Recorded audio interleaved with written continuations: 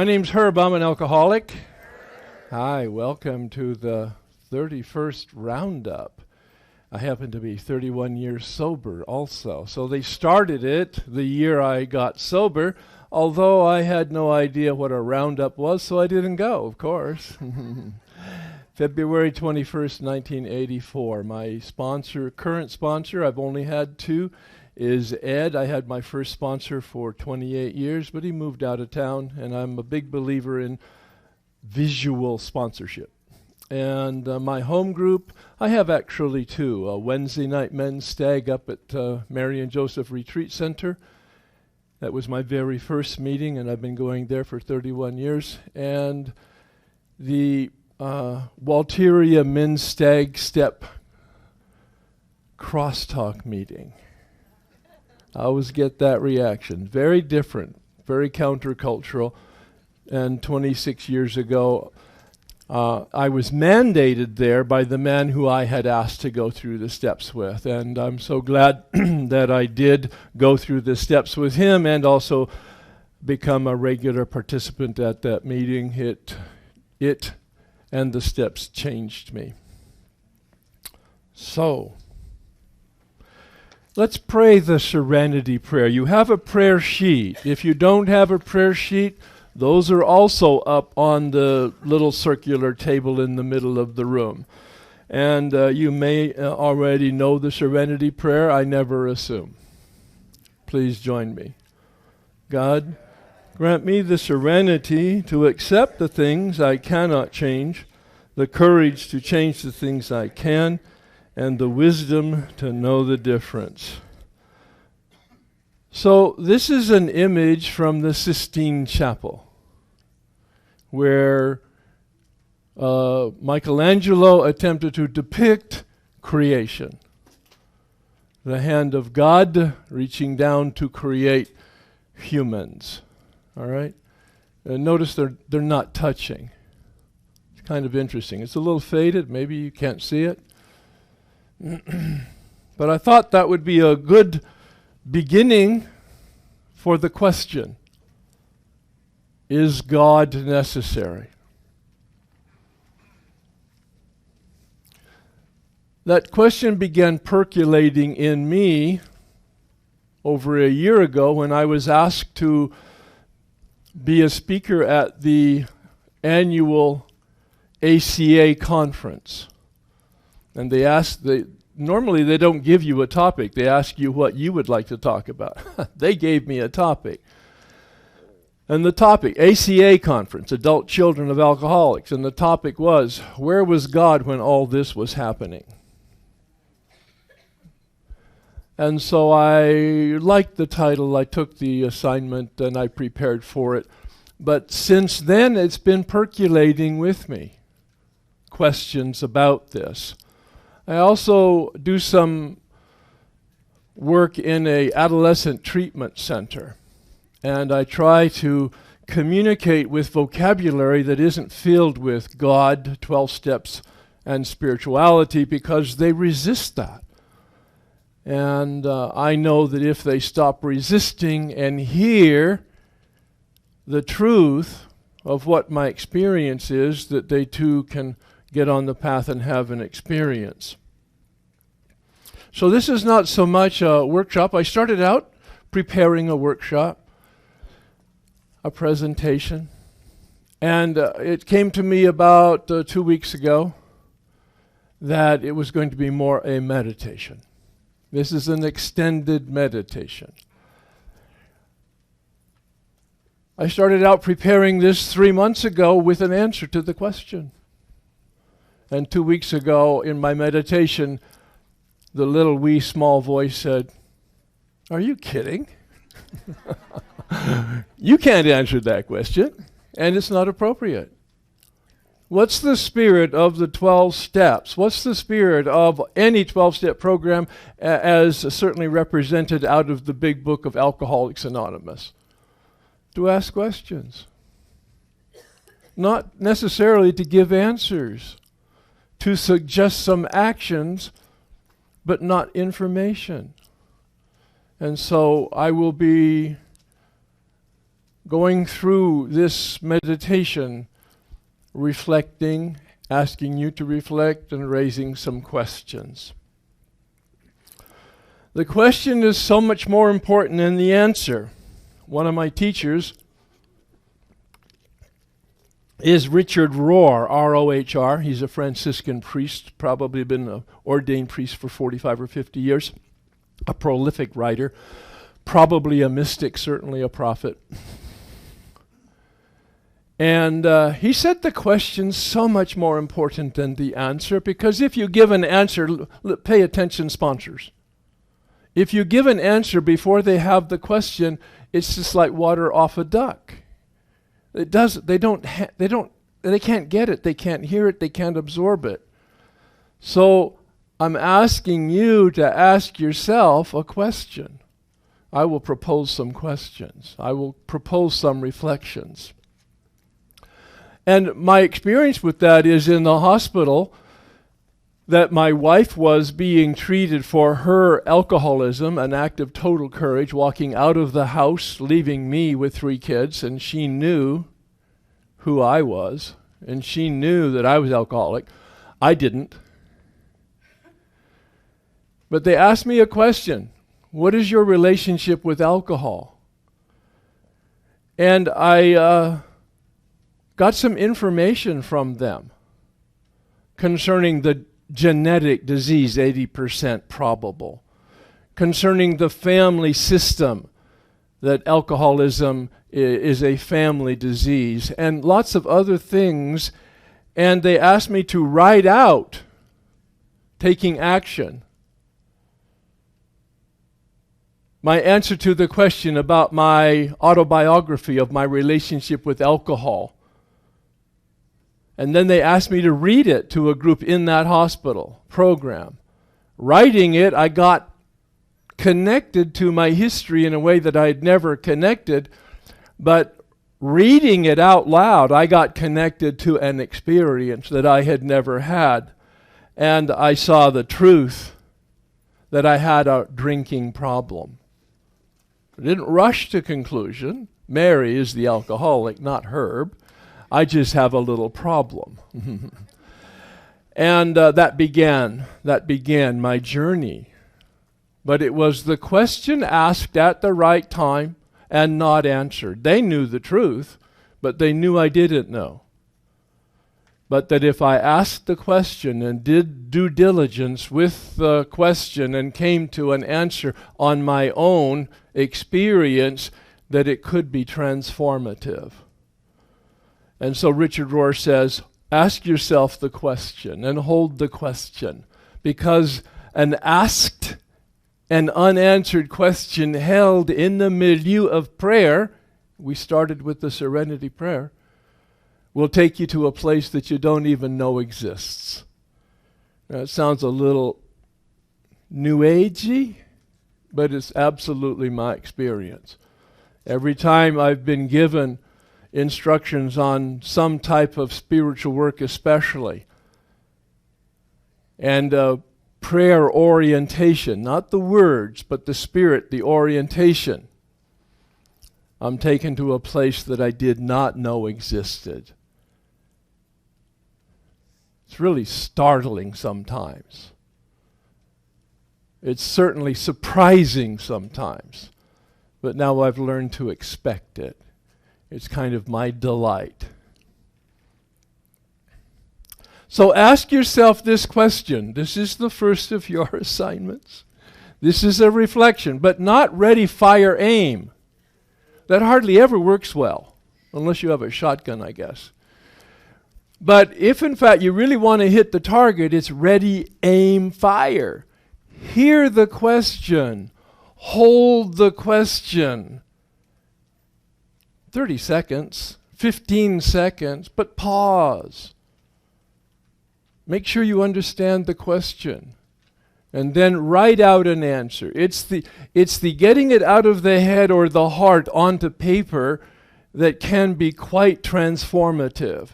It shapes it for you. And those of you who journal know the truth of that. Those of you who have done a fourth step in writing know the truth of that. that once you put it in writing, it begins to take a shape that you didn't intend, and you can be surprised. And sometimes that's not good news. So here's the question, but you have to hear the question. At first you'll think you heard the question, but then I'm going to explain the question. Those of you who have had some exposure to me know what to expect on this one. Because we're talking about the topic here, is God necessary? All right, that's not the question. The question is, what is your belief about God? Now, I didn't ask you what you know or think or feel or want, what you've read or been told by sponsors, AA, the Bible, your religious tradition, your parents. I didn't ask any of that. I asked you to ask yourself what you believe, really, truly. Hold it. Think about it. Take a look at your heart. Listen to the wee small voice. And write an answer. A word, a phrase, a sentence. Nothing long. And this is for you. This is very safe. I will never call on you. I doubt whether we'll have much time for discussion.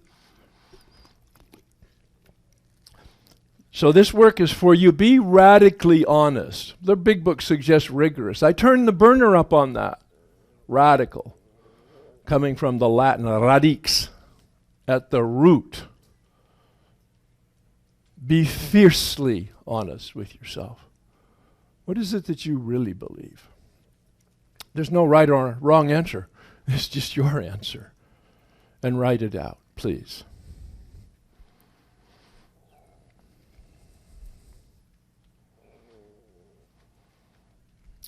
If you're still writing, continue to write, and I'll continue to talk. It's about what you believe, not what you want or know. So one of my favorite quotes is Einstein. And he said, the consciousness that created the problem cannot be the consciousness that solves the problem. It's brilliant. Bill had that awareness when he crafted the 12 steps. The 12th step says, having had a spiritual awakening. No, really, I'm quoting. Having had a spiritual awakening. Oh, so we've been spiritually asleep. We need a shift in consciousness. We need a methodology that will wake us from our slumber and give us an awareness of who we are, how we feel, what our purpose is, and what our behavior is. That's what the 12 steps methodology does for us. It takes us to a place of consciousness. I knew none of this when I came in the program in 1984. And for 4 years, I went to a meeting every day and called my sponsor every day. And at the conclusion of 4 years, I still didn't know this. I was restless, irritable, and discontent.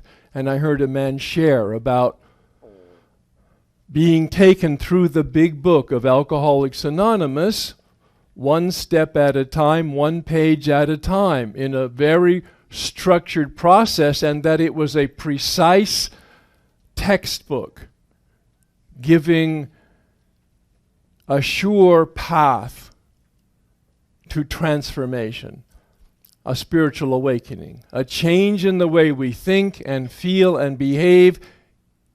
Appendix 2. A change in the way we think and feel and behave, and it's done to us, not by us. Oh, the 12 steps are a lot of work. Anybody who has done any steps know that at the very least it's a lot of work of reading and writing. And those of you who have gone deeper, because you are ready to do that and you have that kind of mentorship, know that it's a heavy-duty reflection too, and you can go deep inside and see the truth.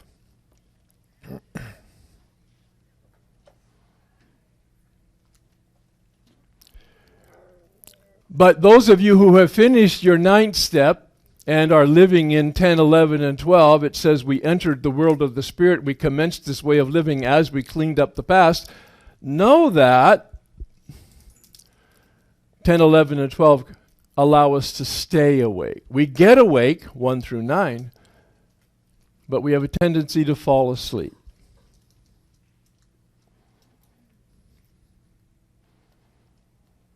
And we also know that if, in fact, we're looking back over our shoulder at the path that we walked, that we have been changed by the work that we did in the step process. But here's the key. The results are way bigger than my contribution to it. A change in the way we think and feel and behave, and it's done to me, not by me. That's why I really like that opening picture. The hand of the Spirit and the hand of human reaching out for one another and touching. For me, it's a symbol of willingness and grace. Whatever grace means, that's the whole purpose of today's 2-hour discussion, presentation, reflection, meditation. What does that mean? The hand of the Spirit, G-O-D, higher power. What does that mean, and is it necessary to have that kind of vocabulary and that kind of reality and belief about it?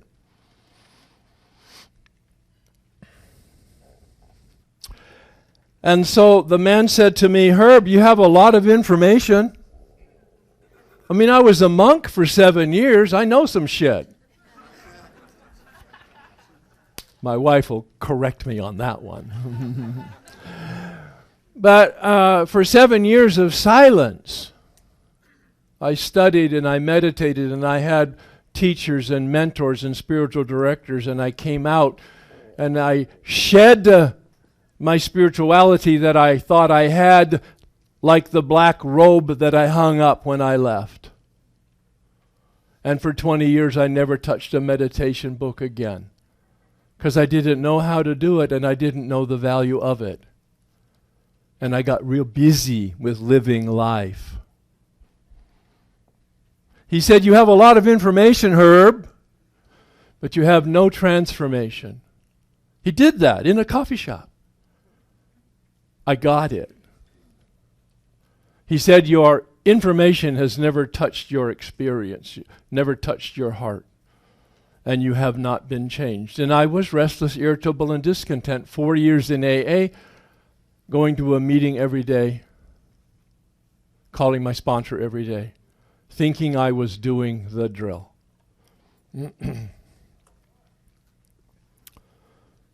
And so he suggested that I be willing to have the Spirit enter my life, whatever that meant, and open my mind and open my heart so that the Spirit could write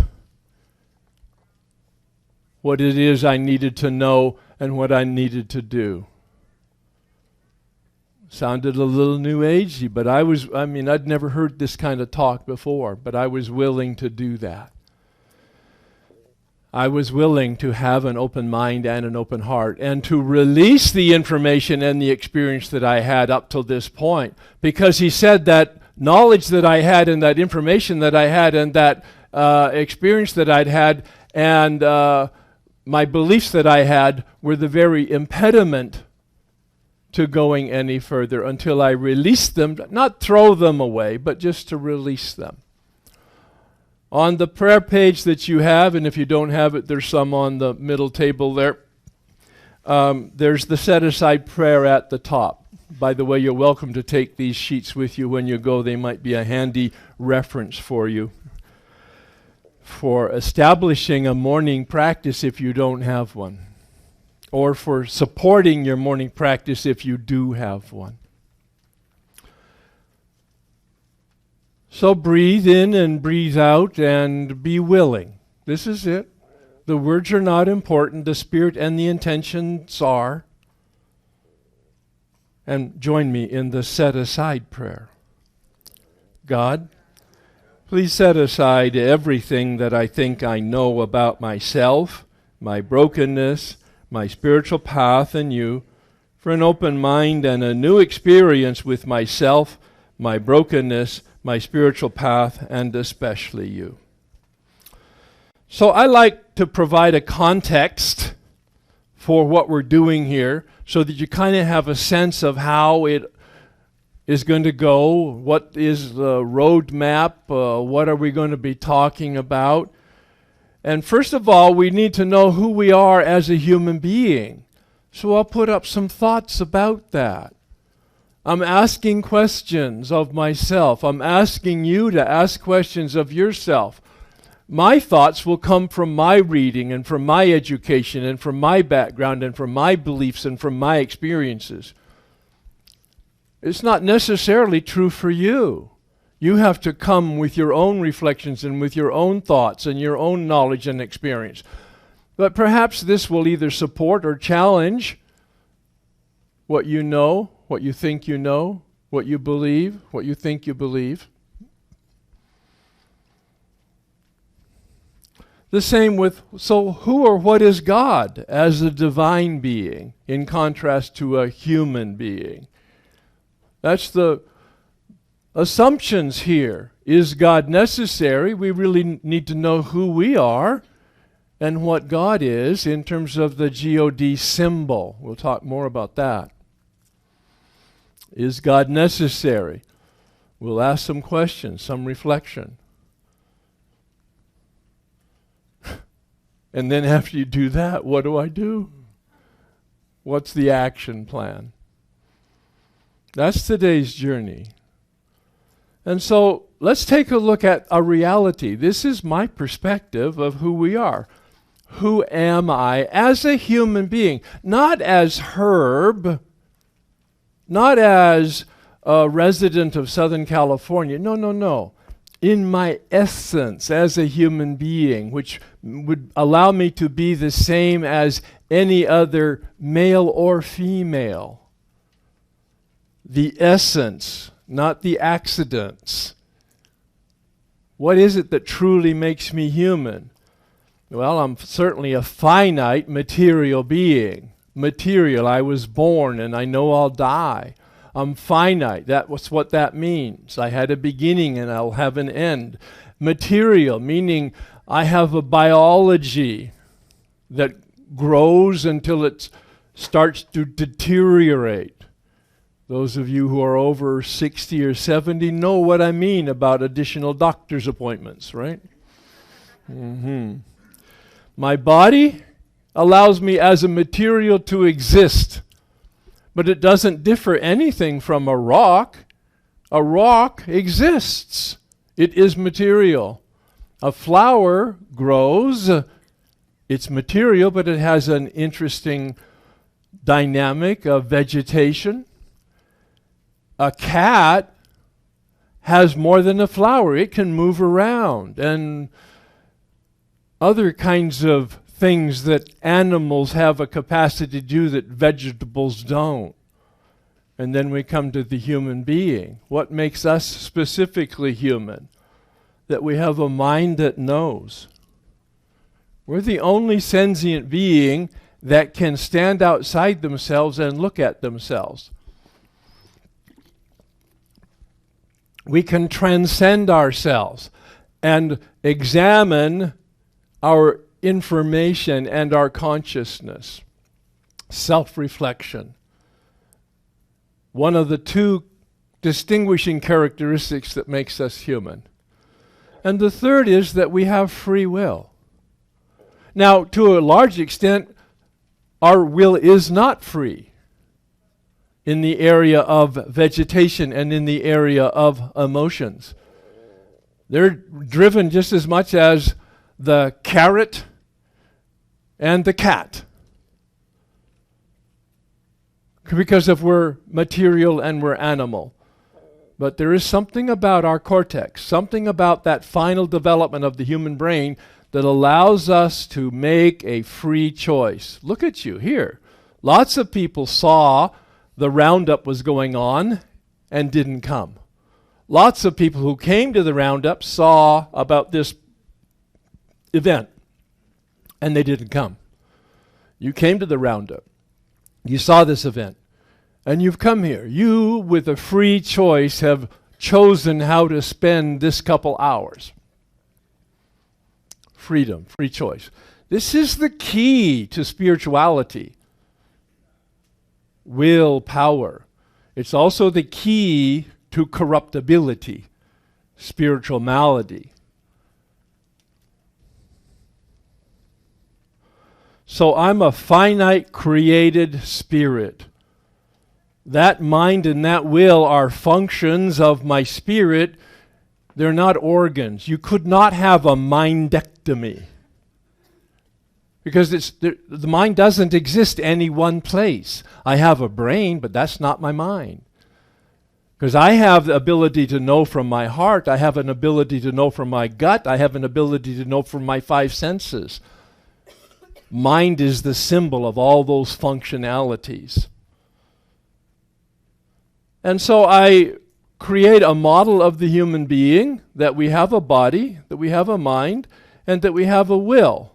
And it's no accident that I use the triangle, because I do believe that the program, the 12-step program, although I'm a member of Alcoholics Anonymous, and that has been the substructure of my understanding of spirituality that fosters my spirituality and my emotional growth,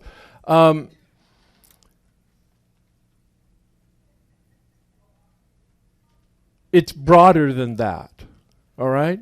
And so I see that Bill Wilson may have used in his own mind the triangle that represents the steps, the first legacy, the bottom line, a process of transforming our mind, spiritual awakening, and the traditions, guidelines for behavior within the fellowship and among the fellowship. And then the 12 concepts, how to operate a non-profit, altruistic organization based on spiritual principles. This model is critical to my understanding of each of the steps, especially the first step, but all of the steps together. And this is the environment or the substructure that allows me to ask the question, is God necessary? Is God necessary? Or can it just be the application of the steps? And given 1939, when Bill was writing in a Christian environment coming out of the Oxford group, he used some words that we might not use today. He had the good sense to say God as you understand God, because that was his experience. When Ebby Thatcher said, I got religion, Bill said, certainly not that, you're smarter than that, and recoiled from it. Ebby had the information and experience from the Oxford group to say, Bill, choose your own concept. Choose your own concept. It's an amazing response coming from what I consider to be a fundamentalist evangelical group, the Oxford group, that they would in fact endorse that. But I've heard him in a conversation talk about that.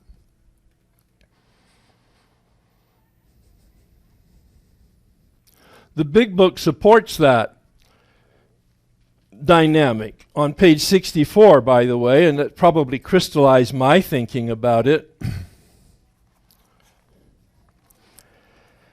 Although it's in the paragraph talking about resentments, it gives an overview. From it stem all forms of spiritual disease, for we have been not only mentally and physically ill, we have been spiritually sick. You see the three parts of the human.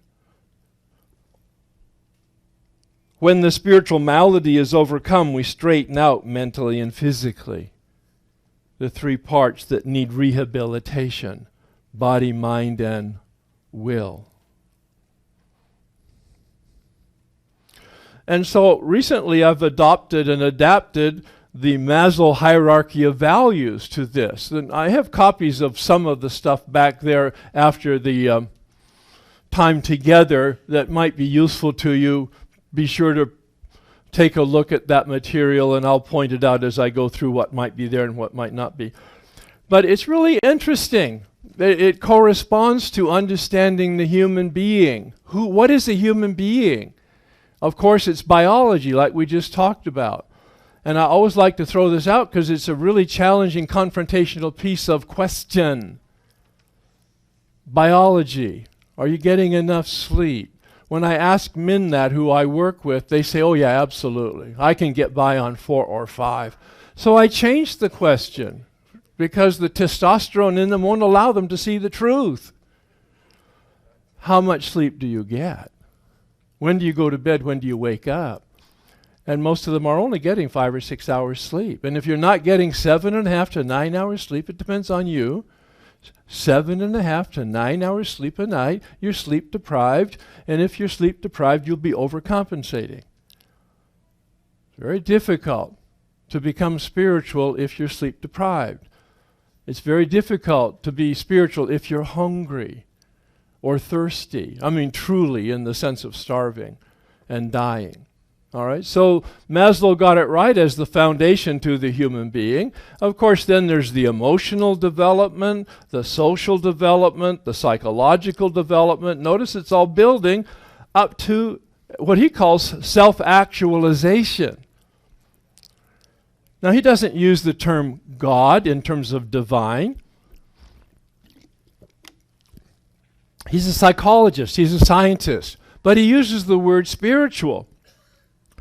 Because what he means by spiritual is that self-actualization, the becoming the maximum human being that you can be, determining, what does he use there? Value and meaning. I like purpose and context also. Value and meaning, purpose and context. So that we know who we are and what we are, so that we can in fact have some congruence in the way we live our life. How you define a human being will in fact then determine how you behave. That's why these questions are so important. I've mentioned the brain.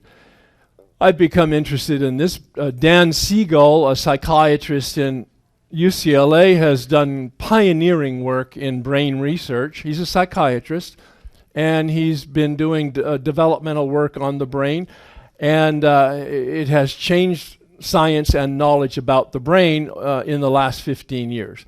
We didn't know the brain could grow. We didn't know the brain could transfer from one dead area to another dead area, and we didn't know that it, in fact, is plasticity. That's his term. It can change. And it's interesting what he says. It doesn't matter what you know, and it doesn't matter what you feel. It does matter what you do. And he has research to prove it.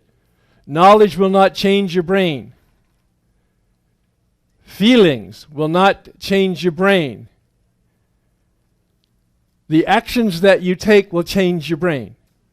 It will grow new neuronal synapses, those little things that connect to each other in the brain. It will grow new ones and grow new neuronal channels to create new habits.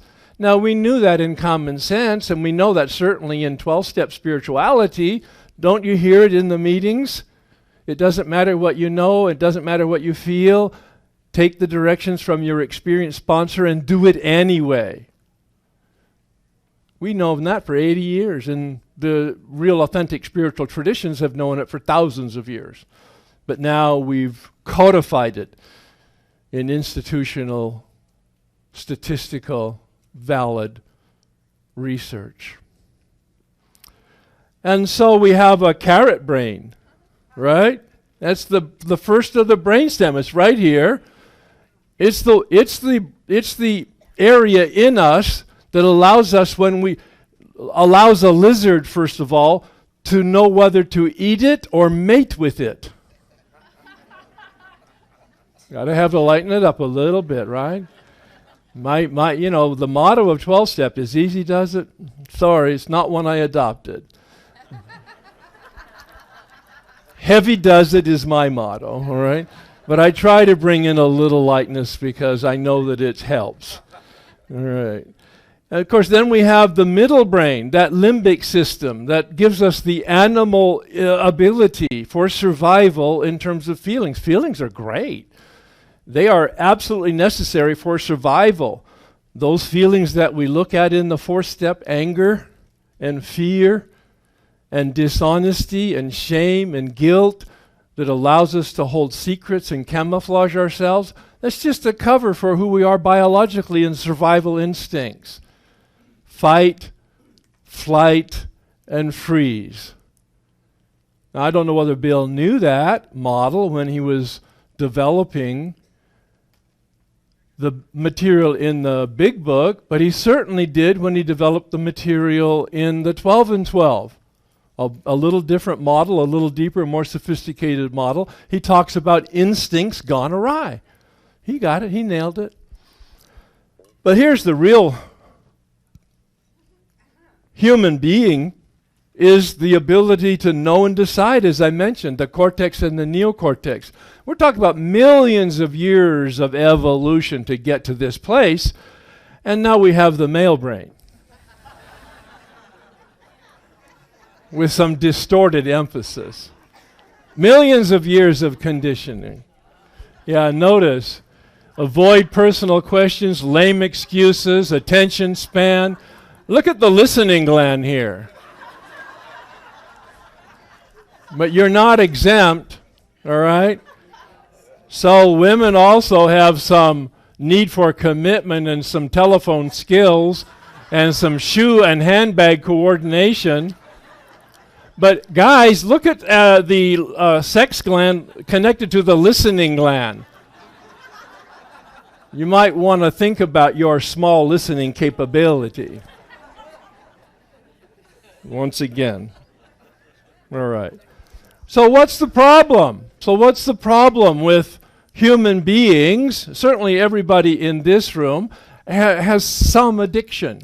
See, I'm much broader than AA. In terms of my experience and presentation. My book back there, my second book, is Spiritual Awakening, Enlightenment for Everyone. And Bill had that insight. In the first printing of the big book, on the first page, the preface, in the first paragraph, last line, he says, our way of living may have its advantages for all. Bill knew the 12-step methodology was a human methodology geared specifically for transformation, geared specifically for spiritual awakening. And that's why it was so easily adopted by the Al-Anons, and then by the over 100 12-step programs that are in existence today, especially in Southern California. All right, and you can see some of them. The internet, especially internet pornography, is a tsunami that is sweeping the country and maybe the world. And the game compulsion and addiction now is of major concern to those who are concerned about those things in raising children and adolescents especially. There are now dedicated treatment centers for game addiction. Yeah, it's amazing. I mean, it's sad, but it's who we are as human beings. We like to feel good, and we like to not feel at all. And those are the two sides, of course, of an addiction problem. The big book suggests that we're powerless over it. All right? Well, it's certainly a huge difficulty when you're an alcoholic, and that's the experience that I have. When I began to drink, I lost control. Not every time, but it got worse over time. Dr. Silkworth calls that an allergy, an abnormal reaction to a substance. A drink does not slake my thirst. It creates my thirst. I'll have a drink intending to have a drink, and I'll have 20. And I didn't intend to. And when I stop, I cannot stay stopped. The big book introduced me to the dynamic and reality of obsession, compulsion, delusion. My mind does not know that it does not know. And it can't see that it does not see. I don't know how that works, but I know that's my experience and the experience of any addict. So there's two questions, sponsors, of you can help people, because these are the questions that help me identify why I'm an alcoholic. I'm not an alcoholic because of the drama in my life. I'm an alcoholic because of my relationship to alcohol.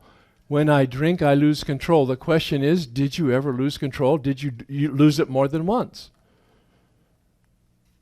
If the answer is yes, then they're probably an addict, no matter what the question is concerning, substance or process. Substance being alcohol, drugs, and food, process being everything else that was up on the board.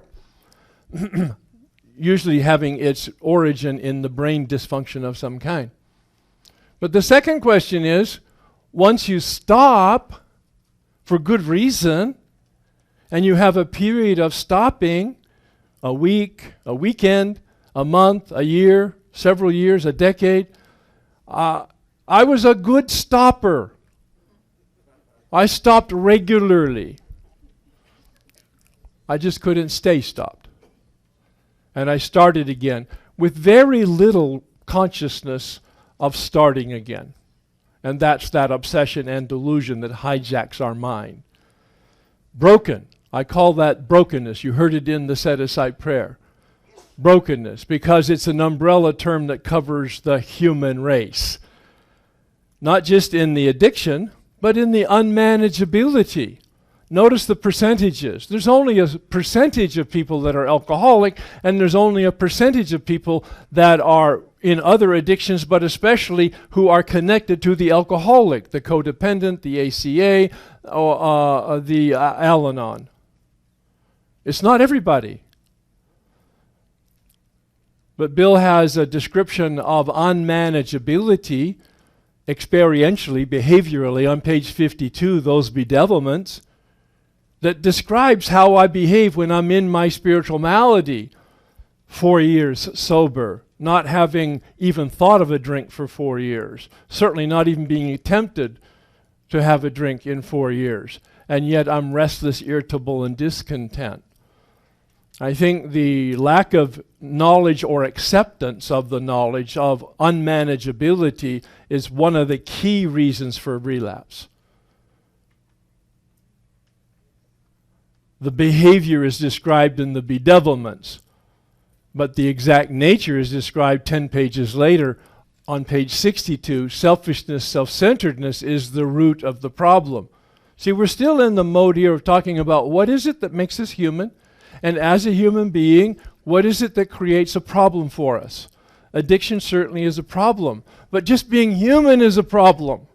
Because in fact, these are unmanageable. I am having trouble with personal relationships. This is from the Big Book, page 52. I changed it to personal pronoun, present tense. I am having trouble with personal relationships. This is a rhetorical question. No hands, please. Are you having a problem with a significant other, with a father, parent, child, children, sibling, relative, neighbor, sponsor, sponsees, bosses, subordinates, co-workers at work? Are you having trouble with personal relationships?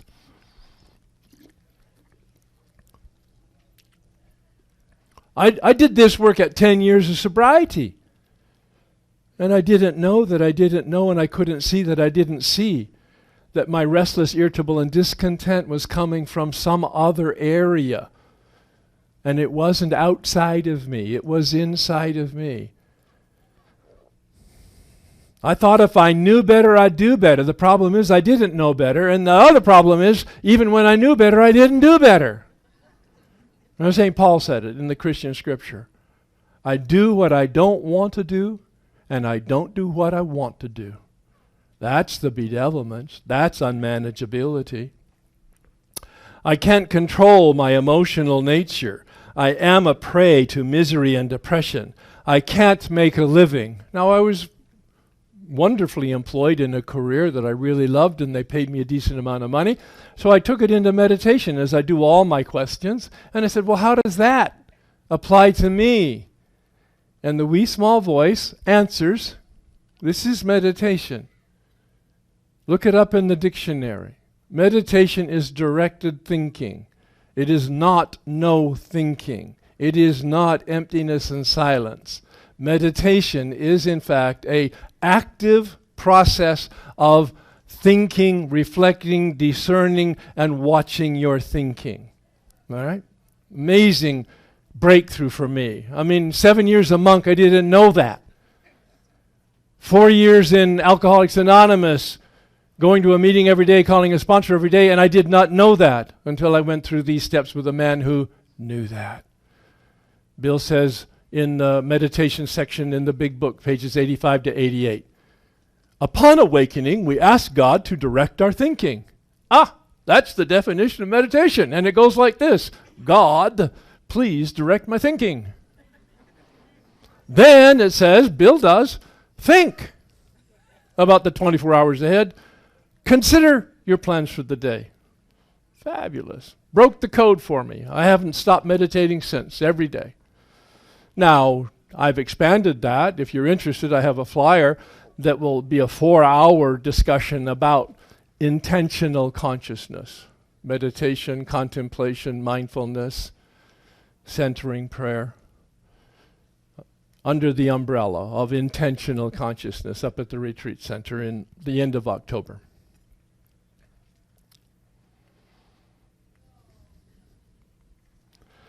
I can't be wait a minute. I can't make a living. I need to finish that. I get sidetracked. That satisfies me, because the wee small voice said, Herb, you're a bottomless pit. There's not enough money, prestige, recognition, pleasure, is there? Thank you for sharing. I have a feeling of uselessness. I am full of fear. I am unhappy. I can't seem to be of real help to other people, nor do I really want to be. I took it into meditation, and the voice got a little louder and says, Herb, you don't really want to help people. You want the reputation of helping people. All right? It's calling me out. That narcissist in me, all right, that just loves the adulation and the recognition.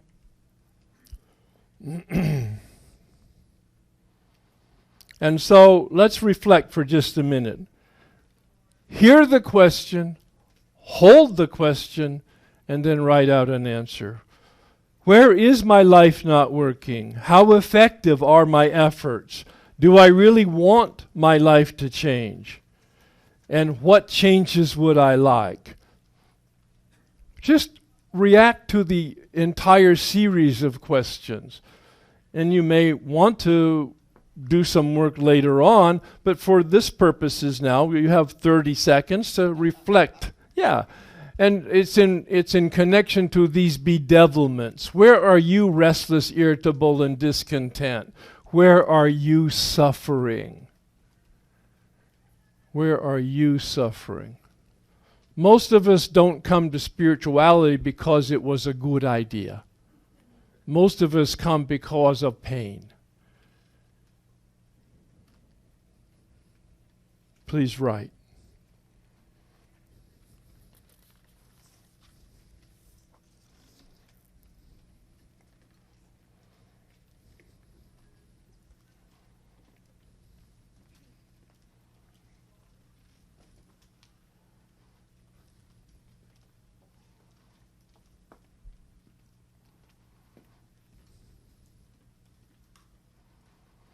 Okay, we're going to continue. You continue writing. Now, this is a perspective on the other side of it. We've asked the question, who am I as a human being? Well, what is this thing called God? Who is God? G-O-D.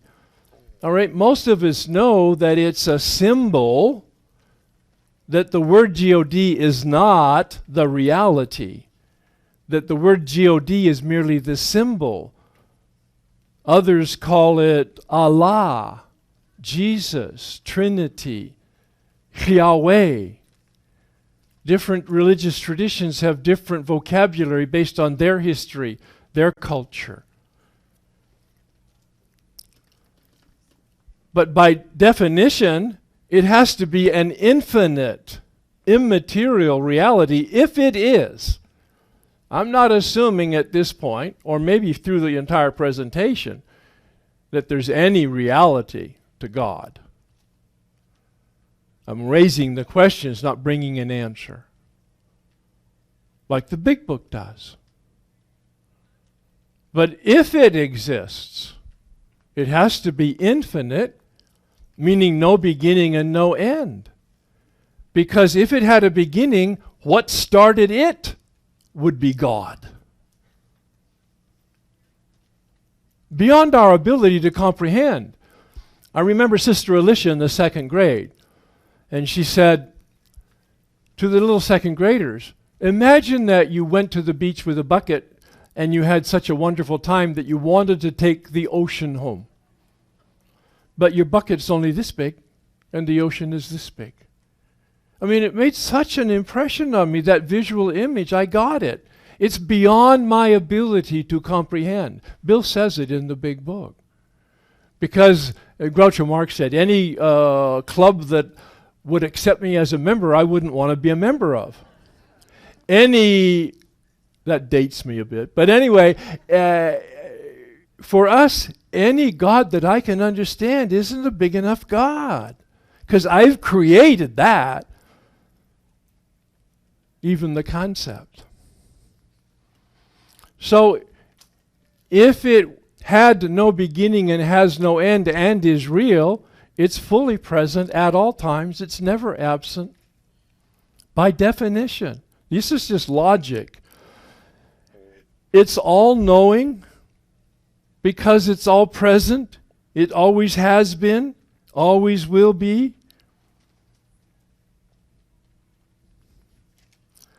And it's unconditional love. And the reason I say it that way is we hear unconditional applied to human beings a lot. And it's nice poetry. It's just not reality. Because human beings are material. And to the extent that we're material, we have needs. So we can't be unconditional. The only reality that can be unconditional is that which has no needs. That is infinite. And I use the word love, which is a very hackneyed word, given to so many different, I love Starbucks, and I love ice cream, and I love my wife, and I love my children, and I love most of my sponsees. And yeah, just got to have a little humor, or attempt at it anyway. And so that's using the word in so many different ways. But Greg Boyle is a Jesuit priest who founded Homeboy Industries. And he has a book called Tattoos on the Heart. This is industry giving work to the gang members so that they can get out of the gang and establish themselves as part of society. And he says in this book, perhaps, just perhaps, God created humans because God thought they would enjoy it. That's really cool. Perhaps God created humans because God thought they would enjoy it. Why else would he create this pesky group of animals? Right? Exactly. Not for God's sake, but for their sake.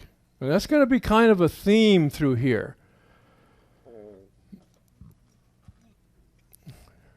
An uncreated, creative reality. Now, Bill Wilson took us to a place in step 2 in the Big Book, chapter 4, in which he uses the circle, the original logo of Alcoholics Anonymous. A circle is a symbol of having no beginning and no end.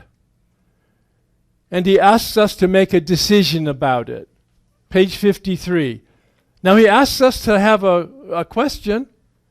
God is or God isn't. God is everything or God is nothing. What's your choice?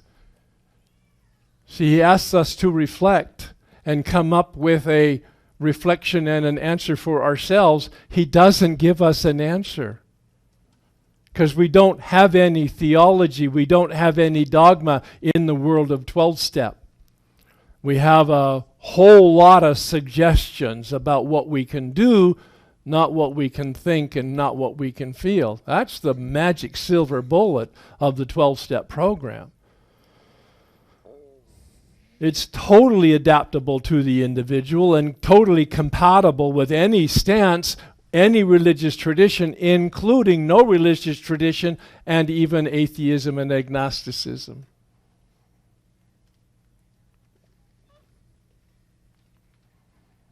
He asks us to choose our concept. Our concept.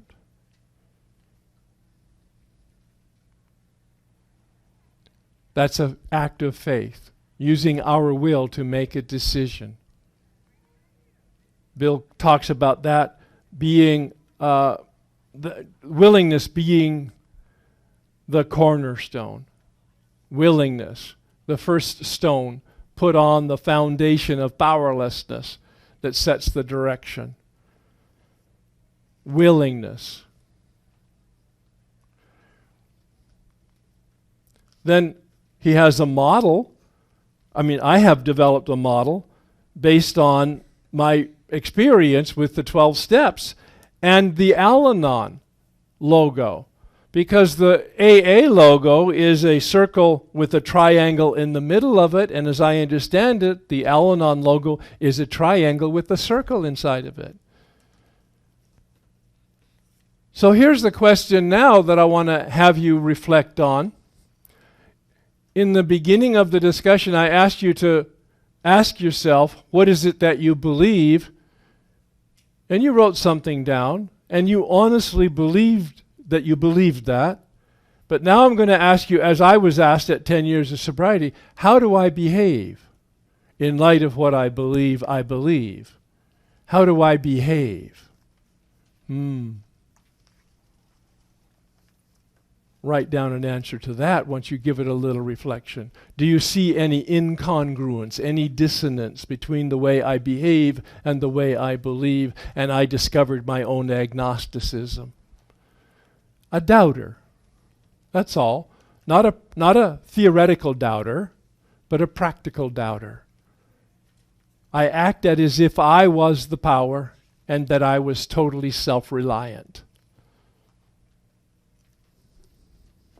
And I found that my concept of God, 10 years of sobriety, 2 major spiritual awakenings previously doing the work, I found that my concept of God was the very impediment to an authentic relationship with the mystery.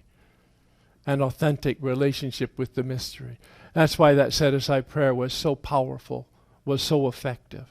I was willing to have the Spirit enter, whatever that means, my being, and open me up to a process that allowed me to see that my concept prevented me from having a real relationship.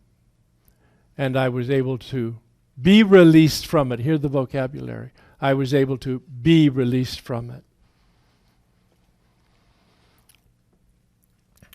Now, Bill talks about the Father of Light who presides over us all. That's a transcendent concept. The circle including the triangle. As human beings, that triangle is represented with the circle encompassing us. But then, of course, Bill suggests on page 55 an answer to the question, where and how do we find God, that was posed on 45. Bill's really good with the questions. He answers it on 55, deep down inside of us. Search diligently, search fearlessly, think honestly. Appealing to the 2 things that make us specifically human, knowing and deciding, willing. The Al-Anon symbol represents immanence. These are $100 words that capture at least some perspective of this reality. Bill says God is or God isn't, God is everything or God is nothing. Thomas Merton said, If there is this reality, capital R, if there is this reality, it has no circumference, transcendence. And its center is everywhere, immanence. Spirit everywhere. If you didn't see that, I want you to see it. The person who puts my slides together, oh, that's not too good. The color's not coming out. All right? So look at the bottom of the slide here. That's cool. I like mechanical stuff like that. Whoops, don't fall off your feet, Herb. All right. So Bill's very clear in the big book that we came to believe. My experience is it's a process. For me, in the rooms of the 12-step, it was a process that began, of course, in 1984, but it didn't reach a peak in me until 1994, 10 years later, doing this process of the steps 3 different times with 3 different people. The mystics, so in step 3, oops, here we go. So step 3 talks about a decision for power. Step 2 is a decision about power. We're still addressing the question, is God necessary? Taking you through some of the developmental stuff that you've experienced in coming to whatever relationship it is you have with the mystery, with God, with higher power. Step 3 is a decision for a relationship with this power. And Bill calls that an act of trust, the keystone. It means we behave, we say the prayer, and we do steps 4 through 9. The mystics talk about this reality with a capital R. In between God and me, there is no between. These are meditations. God is closer to me than I am to myself. God is everything or nothing. God is transcendent and immanent. And none of that represents what God really is. But it's helping us get some kind of an approximate awareness of the dynamic of this reality. God is closer to me than my very breath. The Greek word spiros is breath, spirit, the breath of God. And a most recent mystic, Peace Pilgrim, says there is nowhere that there is not God. These are people's experience, not necessarily my experience, but I'm just relating to see the poetry of this, not the logic and not the theology, the wonderful poetry that might bring us into a question. Pretty words, what's the reality? Jung talked about that alcoholics are particularly uniquely spiritual, and they are thirsting deeply, existentially thirsting for the spirit with a capital S, and they get distracted by spirits with a small s. And at the bottom of the letter to Bill Wilson, in which he basically wrote that, he had a Latin phrase, spiritus contra spiritum. The spirit with a capital S is the antidote to spirits with a small s. See, that Bill calls Carl Jung the spiritual father of Alcoholics Anonymous, because he's the first one who said to an alcoholic, Roland Hazard, go find a spiritual experience. And Roland said, good, I'll go back to church. He said, young man, you're not listening. I didn't say church or religion. I said a spiritual experience. And Roland went back and found the Oxford group with their 6 steps and had a profound conversion experience. As the result of that, reached out to Ebby. Ebby had the experience. He reached out to Bill. Bill had the experience. Bill reached out to Bob. Bob had the experience. Now, the interesting thing for me is that Bob was already in, Bob Smith, co-founder, was already in the Oxford group 2.5 years. He met weekly, read the Bible, prayed, talked, went home weekly and got drunk. Because he didn't know what the problem was.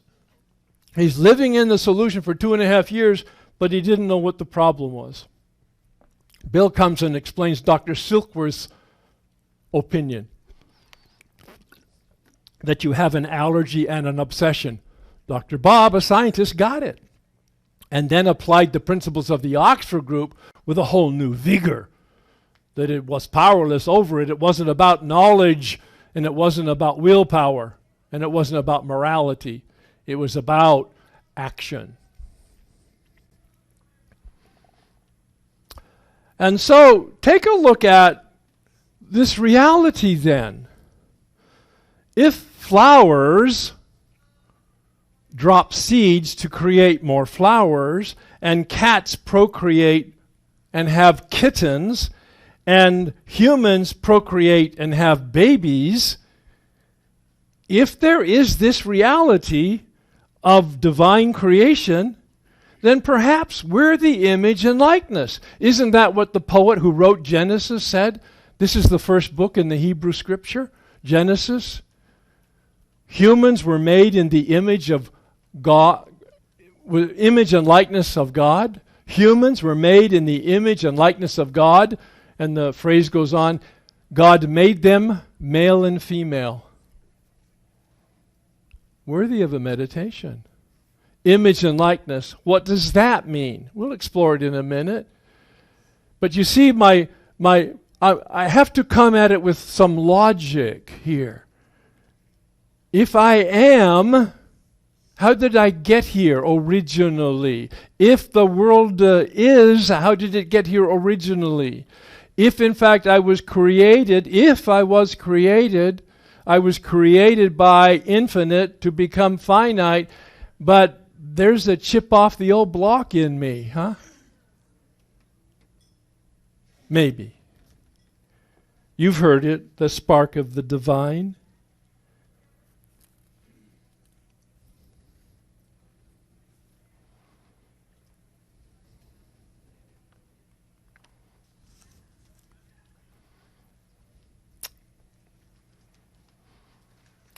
So, one of the mental images and questions that I heard a story, it's like two little fish in the ocean, and they're just frolicking, having a wonderful time. They're young.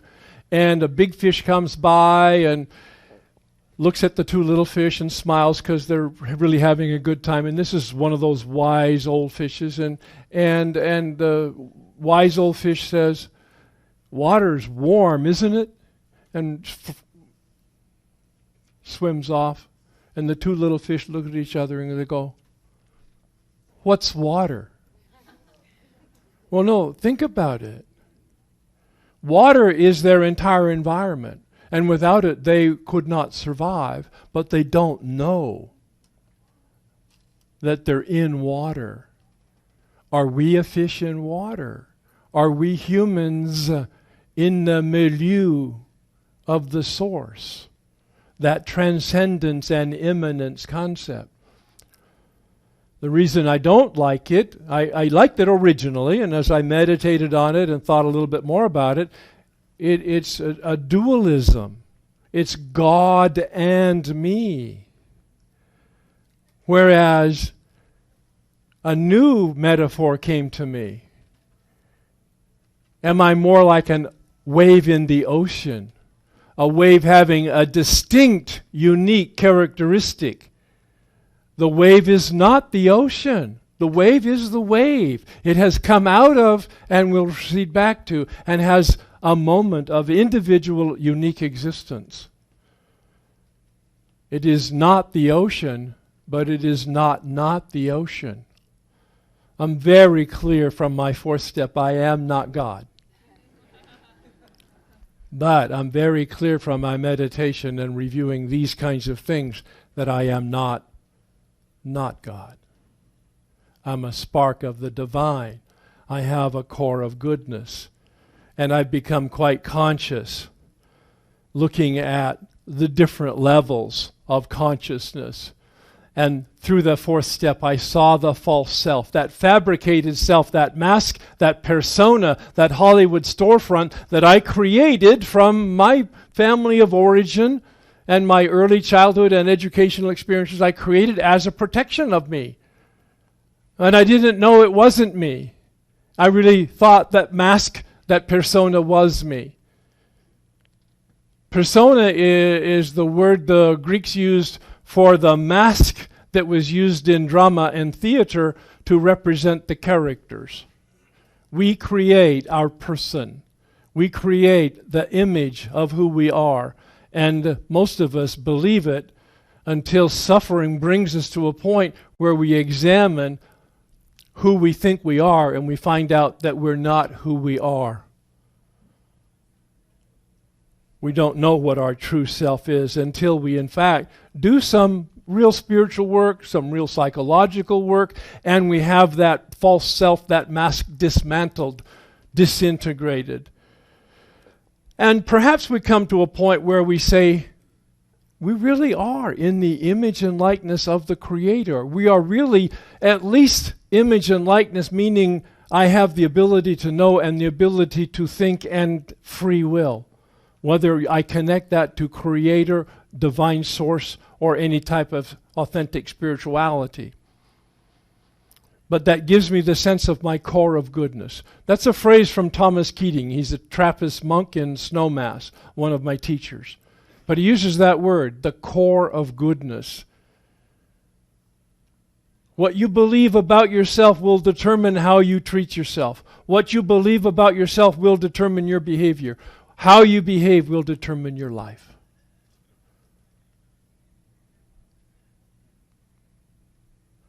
Perhaps at our core there is a divine presence. Bill says so on page 55. In the final analysis, that's the only place this reality with a capital R can be found. You see, and we've done some work identifying what our story is, what my particular story is. I love the Russian dolls, you know, that you take them apart and you see the different sizes, right? Remember Maslow's hierarchy of values? And we get down to the final true me, which is a lot smaller than what I thought from the beginning, right? Yeah, embarrassing, humiliating, and therefore giving me some humility. St. Teresa of Avila says humility is truth. It's a sense of perspective, right sizing, all right? And through the process of the steps, we determine our story, the human story. Some of us have a very negative attitude, and some of us have some of a positive attitude, and most of us develop more positivity as we, in fact, do the work of steps 4 through 9 and are transformed. We transform our suffering to healing. We transform victimhood to responsibility. We transform powerlessness to power. We transform the false self to the true self. We come from a place of no meaning and suffering as a result to true meaning of who we are in ourselves and in our community and in the world. We come from darkness to light. We unmask the true self. So is God necessary? Well, do you mean the reality of God with a capital R and a capital G? That whatever it is that we're symbolizing by the word G-O-D? Or are we saying my belief? What is necessary? The reality or my belief in the reality? They're very different from my experience. Now, what is the story? As I mentioned, we've looked at my story, we've looked at our story, the human race, and now what is the story, the absolute meaning of it all? Well, we made a decision about that in step 2, and we made a decision for that in step 3. And we've come to some grips with our core of goodness by doing steps 4 through 9 and seeing that, yeah, we've made mistakes, but we are not a mistake. That in fact there is something very authentic deep down inside of us that we can in fact foster and enlarge. Because if there is no God, Or if there is God, does it really matter? Ask yourself, does it really matter? If, in fact, we're looking at this reality,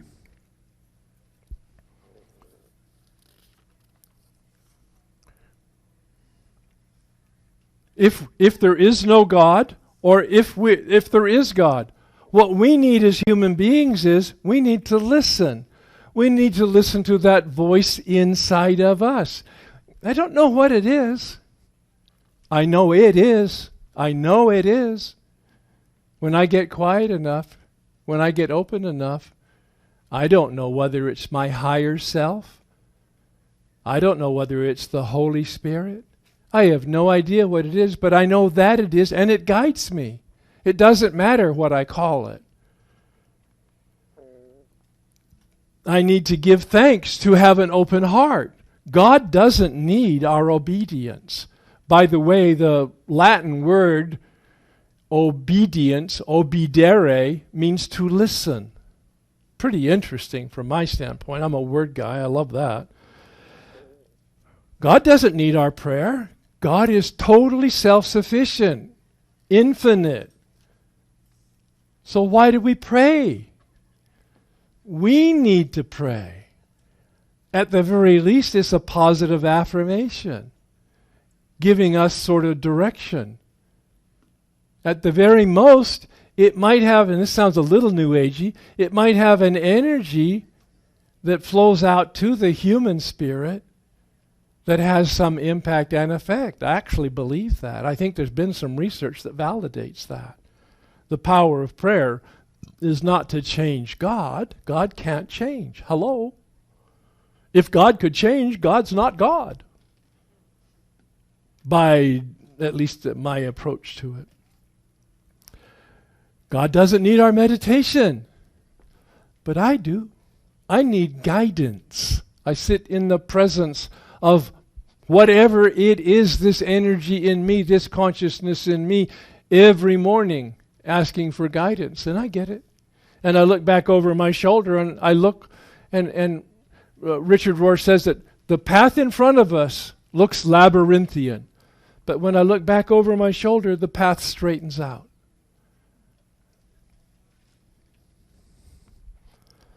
God doesn't need our love. God is unconditional and infinite and self-contained. But we need to love, because that's our human condition. Connectedness.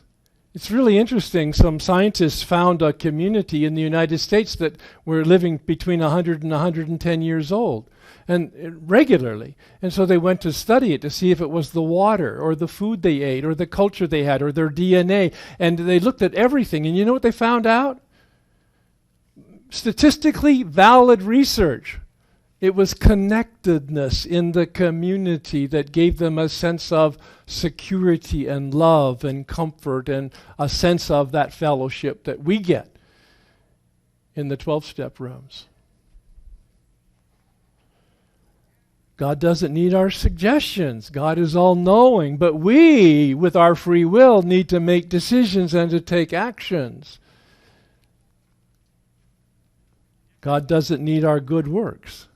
Of course. And you know, it's very countercultural and very counter-traditional religion, some of what I'm talking about. And I'm not saying it's black and white, and I'm not even saying it's true. It's certainly my observation and my experience. But we need to take action. The man who took me through the steps said, willingness without action is fantasy. He was using that against me, of course, because I said, I was willing to make my 9th step, but I just didn't have time. And he said, willingness without action is fantasy. Thank you very much. Right. All right. And so,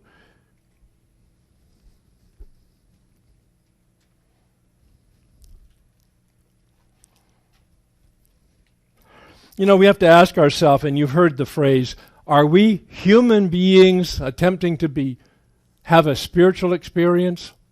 Or are we spiritual beings trying to have a human experience? And the answer is yes, of course. Both are true. I would invite you to pray the third step prayer in just a minute. I'm going to read the promises of the third step from the Big Book, page 63. There's promises in every step. When we sincerely took such a position, all sorts of remarkable things followed. We had a new relationship with power. I'm paraphrasing some of the words. God provides what we needed if we kept close to God and performed God's work well. Established on such a footing, we became less and less interested in ourselves. More and more we became interested in seeing what we could contribute to life. As we felt new power flow in, as we enjoyed peace of mind, as we discovered we could face life successfully, as we became conscious of God's presence, we began to lose our fear of today, tomorrow, or the hereafter. We are reborn, given a new life.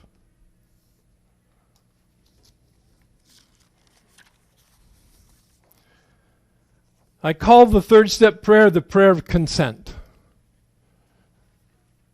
There is in my view of reality, there is an unconditional, unilateral flow of love.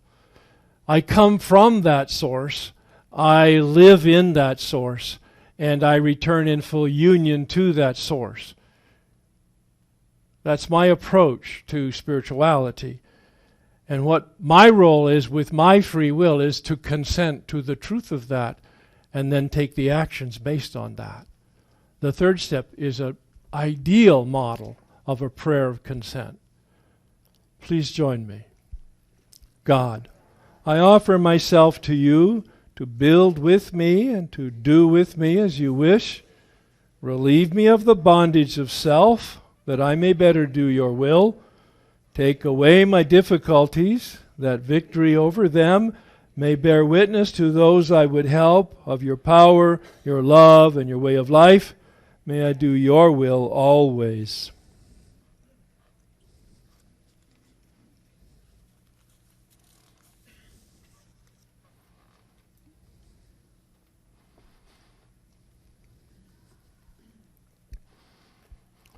So we came to believe a process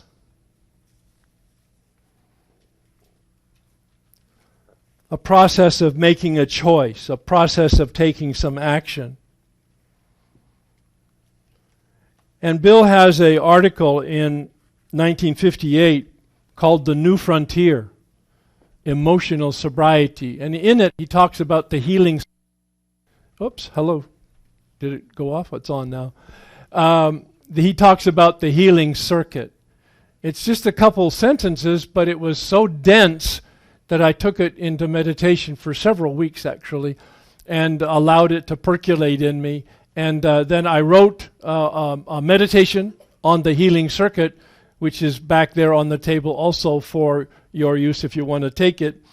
But essentially what it says is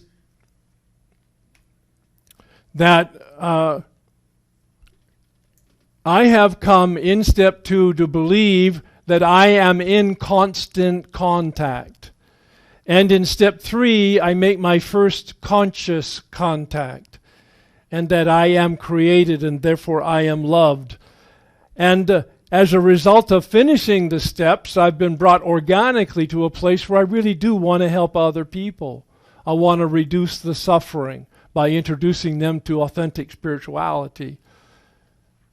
Of course, I studied to be a missionary priest for 7 years.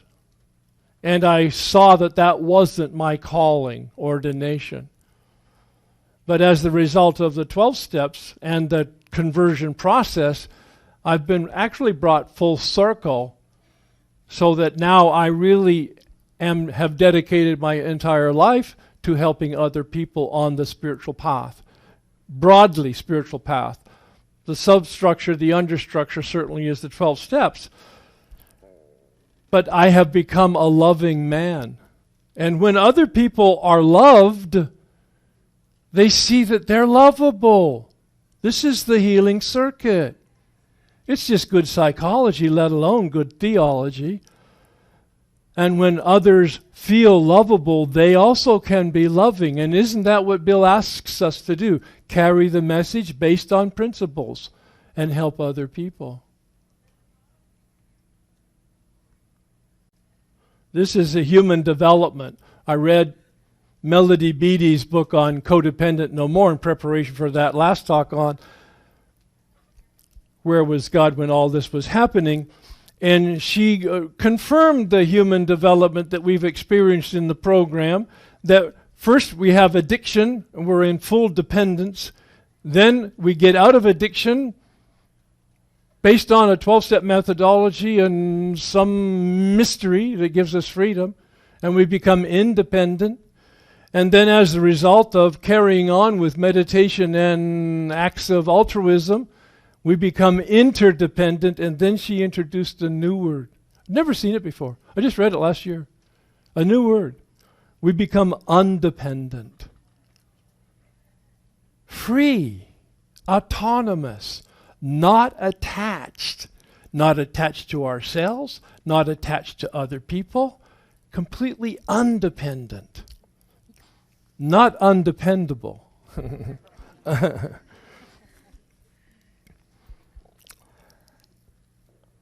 So it's a wonderful process. Is God necessary? I don't know. But I did pray the 7-step prayer to be recreated, and I was recreated. Isn't it interesting that the 7-step prayer comes after the 6th step, where we acknowledge that we have character defects over which we're powerless? And as my step guide said, you may be powerless over your character defects, but you're 100% responsible for how they manifest in your behavior. So you pray because you're powerless, and you call me every day so that you're accountable. Oh, it's a formula for transformation at its simplest level. At its simplest level. I don't find it any accident, and I hope Bill was as conscious as I am now of the way this prayer starts out. If I need to be recreated, the prayer begins, my Creator. Please join me in a prayer of healing. My Creator, I am now willing that you should have all of me, good and bad. I pray that you now remove from me every single defect of character that stands in the way of my usefulness to you and my fellows. Grant me strength as I go out from here to do your bidding. Amen. So who's coming to save us? Right. Who's coming to save us? We have a culture that says, and a history that says, that there's a white knight, that there's a fairy princess, that the Calvary is coming, the good guys win. We hate movies where the bad guy wins, unless we've identified with them.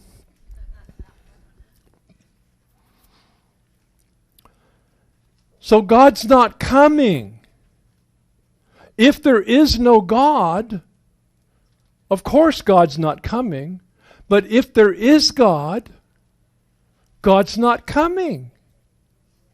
God's already here, fully present. The absence of God is a delusion. God either is or God isn't. God is everything or God is nothing. And it's not about knowing and certitude, and it's not about feeling. It's that act of faith of the 2nd step. An empty decision that has no substance. A dark, thin decision of my will. God is. But the key is then I act as if it's true.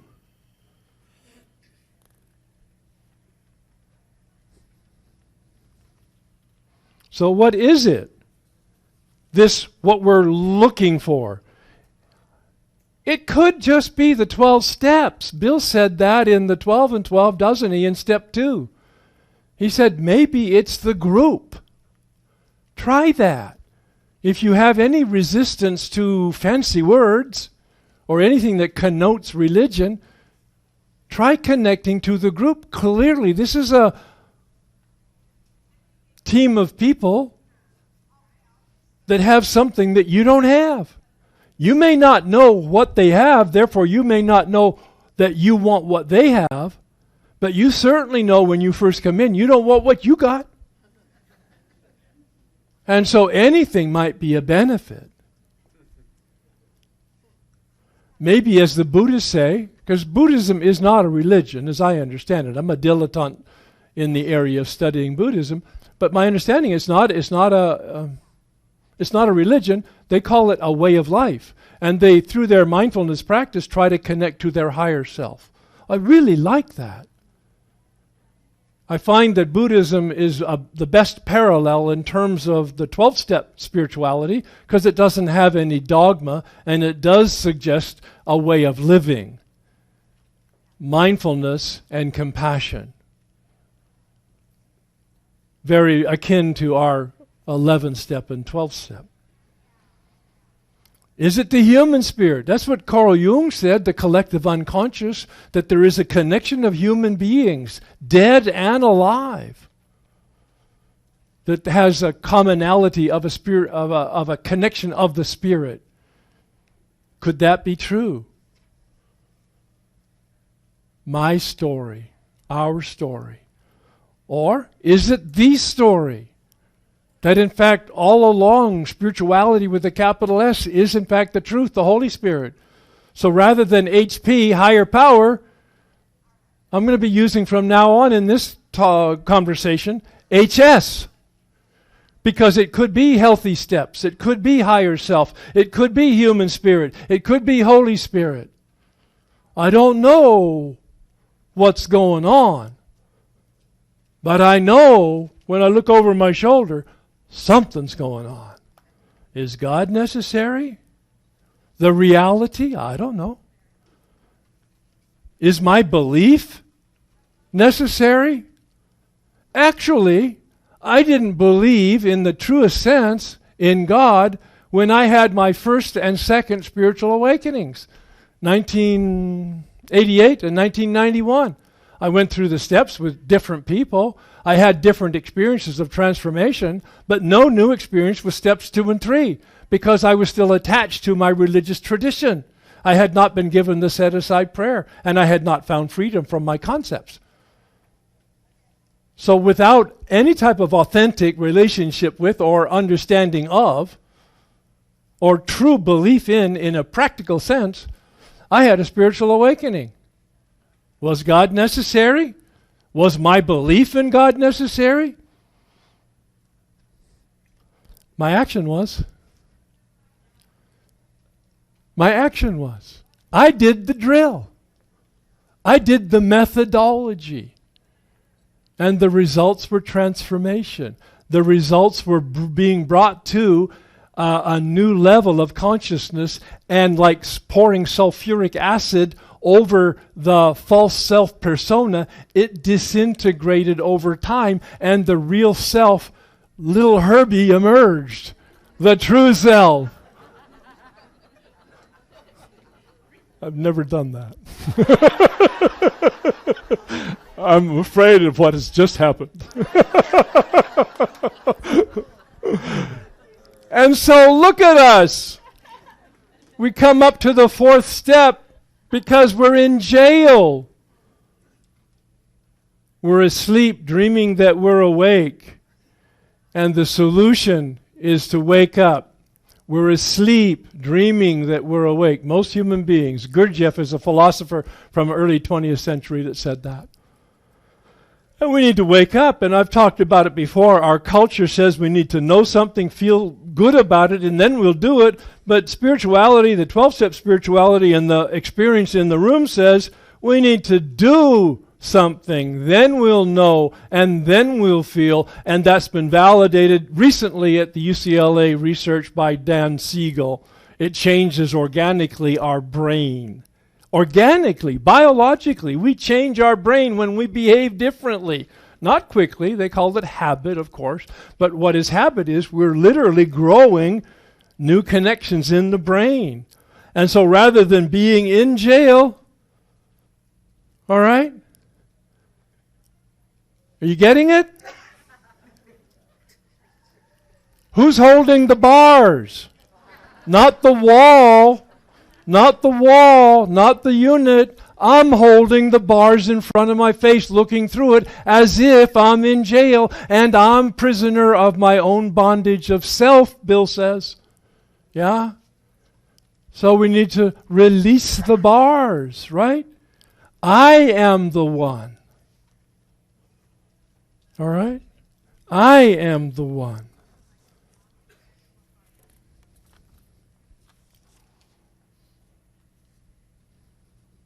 I am waiting for. I am the one I am waiting for. I need to show up. But I didn't know who I was. And I thought I was a Renaissance man. I mean, graduate education in philosophy, psychology, and theology. And now sober in AA and having a spiritual awakening. I thought I was a Renaissance man. And when I did the real work of the 12 steps, especially 4 through 9, I found that rather than a Renaissance man, I'm a Neanderthal. Embarrassing. It was really, I was embarrassed in my own presence. And I heard somebody say the other day, I was introduced to myself for the very first time. I was introduced to my true self for the very first time. Through Alcoholics Anonymous, I found autonomy, meaning my individuation, my true self. Alan Berger, clinical psychologist I co-facilitate some retreats and workshops with, he says, we hold the center of gravity inside of ourselves. Wow. Beautiful. As long as my center of gravity is in Lulu, all right, you can't even imagine what my life will be like. But if my center of gravity is within myself, Lulu can do her dance, whatever she does, and I'll observe it, maybe be entertained by it for a while until it becomes a source of suffering, and then I stop. Then I stop. I walk away because I've had my center of gravity inside of myself. Oh, there it is. And as the result of early introduction in Alcoholics Anonymous, my sponsor said, come early to meetings and stay afterwards and help out. And I didn't want to do that. I'm a busy guy, don't you know? But I did it for some reason. Grace and willingness met. And I began to be part then of the fellowship, part of that community. I didn't know that would be how it would work. And I felt connected. And as I did the step work, of course, then I began to want to help other people understand and experience that step work so that they also can find the freedom that they're craving, the freedom that will give them the life that flourishes. That's the word I use for my life. 27 years, my life has flourished. It's not without its problems. I'm a human being and I make mistakes. But I know that as a human being, I can correct those mistakes. I can take different actions. I can get resources. I can whatever. And so I have a practice of intentional consciousness based on step 11. That's what I call it. It's a meditation practice. It's a prayer and meditation practice. I learned really to pray in the rooms of Alcoholics Anonymous. The set-aside prayer, certainly, the 3rd step and 7-step prayer. Powerful, powerful, powerful intentions. The words are not important. The spirit is important. And then I learned how to meditate. And the man who taught me meditation, he unpacked the big book's description of what meditation is. Directed thinking, We ask God to direct our thinking, then we begin thinking. And he said, and listen to your thinking as an answer to your prayer. God, direct my thinking. Therefore, I'm going to think and watch and listen to my thinking as a direct transmission from the source. Later on, I went to a man who's not in a 12-step program, but deeply spiritual, and he helped me even further. He said, Herb, he said, think this thought. This changed my meditation practice and gave me a connection to it that was consistent. He said, think this thought. You're as powerless over your spirituality as you are over alcohol, having no power at all. Think this thought. You're as powerless over your meditation as you are over alcohol, having no power at all. Sit in the presence of the power, humbled by your powerlessness, realizing that the effort is your responsibility and the results are none of your business. There's only two mistakes that you can make in meditation or a consciousness practice. There's only two mistakes. One, don't show up. Two, leave early. Everything in between is none of your business. But, he said, if you really want to know whether your meditation practice is effective over a period of time, ask your wife how you're treating her. Because you will change. You will be changed. Hear it. Hear it. Appendix 2 of the big book. You will be changed with a consistency in that practice. And so the practice is the turning. And so I like to do this gesture. You need to look up now. Follow the bouncing herb. If the nature of the problem, the spiritual malady, is the bedevilments, and Bill Wilson says selfishness, self-centeredness is the root, selfishness, self-centeredness, I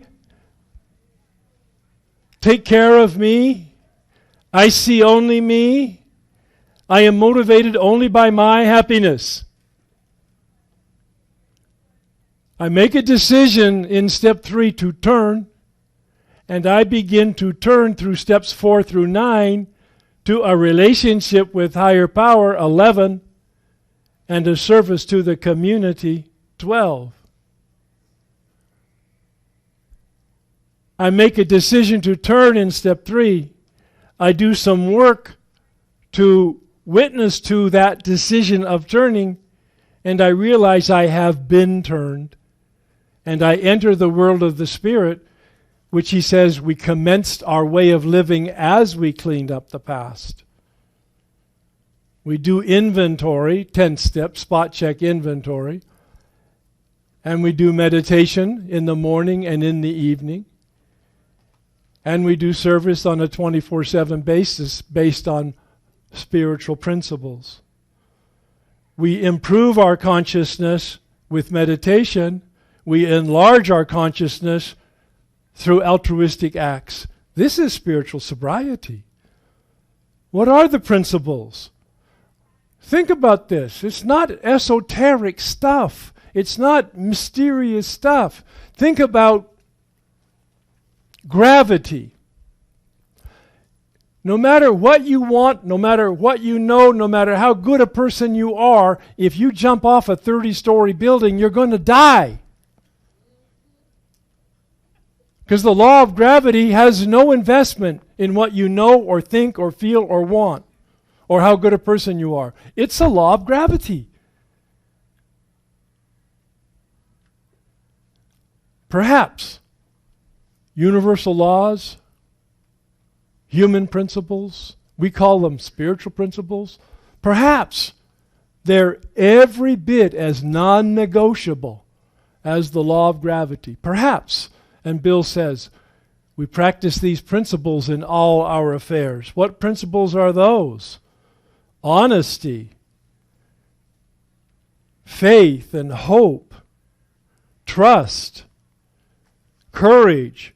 I've come up with a list, wordsmithing it from other people's lists, because Bill didn't give us a list of principles to practice, but he gave us lots of examples, especially chapters 7 through 11 in the book, following step 11, he talks about practicing these principles and carrying the message. Chapter 7 through 11 are his experience with that carrying that message and practicing those principles.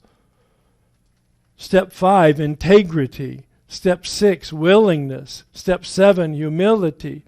Step 8, compassion. Step 9, justice.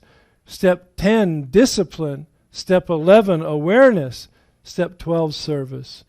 And you can see the actions that are indicated. I have a handout back there. You don't need to write it all down. There's a handout there that has the bedevilments on one side connected to the promises, and then it has the principles on the other side like this. And so you're welcome to take as many of whatever is there in terms of the handouts as you want. On the other table are books and flyers and things. The books you need to pay for, please. And so we're talking about consciousness, which is a practice. I am responsible for the effort, not the results. If we could really get that as task-oriented people in a culture of narcissism, well, that's what we have here in North America. Oh my God, it's hard for you to survive in any type of integrated psychological, let alone an integrated spiritual basis, because we have all this advertising that understands about conditioning, and they have conditioned us to what happiness is. You know, boats and jobs and money and arm candy, whether it be male or female, right? A journey is, but it's not a destination. This is a journey, not a destination. All right? The destination is the journey. Think about that. I just reversed it. The destination for the human being is to embark on the journey of being awake. Freud said it. The purpose of human beings is to come from unconsciousness to consciousness. Otherwise, we'll conclude that we are a victim of fate and the malevolence of other people's ill will. We need to come from unconsciousness to consciousness. That's what Bill Wilson said. We need to wake up. Harry Tiebout, the psychiatrist that worked with Bill, said Bill was right. He got it right. The first 9 steps are for the destruction of the ego, for the deflation of the ego at depth. Bill got it right. But he said, unfortunately, the ego has an uncanny way of regenerating itself. And that's why Bill got that right. Step 10, spot check inventory. When we're disturbed, it says in the 12 and 12, it's a spiritual axiom. When I am disturbed, there is something wrong with me. I hate that. And yet, when I believed that, I was a victim of you. And once I took full responsibility for it, I can choose not to be a victim any longer. I can be released from the bondage of self. I take full responsibility for my life and my actions and the consequences of those actions.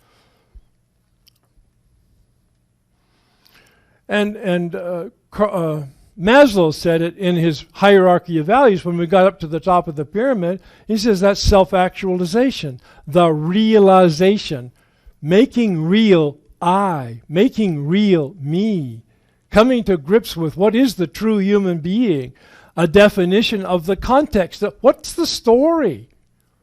What is the context I'm living in? What is the meaning of it? What is the purpose of it? And what is the value of life and my actions? These are the terms that have been given a lot of personal application and experience to me. I have identified that God is love and that everything that was created, especially humans, are then loving. And to the extent that we operate as loving, we're connected and in alignment with our true nature. And what does that mean? And that's the question that you need to ask yourself, and it'll have different answers for different people. Our invitation is as unique as our fingerprint. There never has been a fingerprint like yours. There never will be a fingerprint like yours. Your fingerprint is unique. Your invitation is that unique. The challenge to our life is to figure out what is the invitation. In meditation, I got a phrase. I'm a word guy. The inclination is the invitation. That's really powerful. The inclination is the invitation. I misread it becoming a monk, the inclination to have a spiritual life. I misread it. But as a result of alcohol problem and Alcoholics Anonymous, the solution, I've been able to solve that problem and respond now to the invitation. In my book, I say, my answer is yes. My response is thanks. So a spiritual awakening is that turning. And again, this illustration is in the handouts, the turning from the disease to harmony. And you can see, I won't read them all, but we turn from the addiction, we turn from anger and fear and inappropriate behavior, especially sex, dishonesty,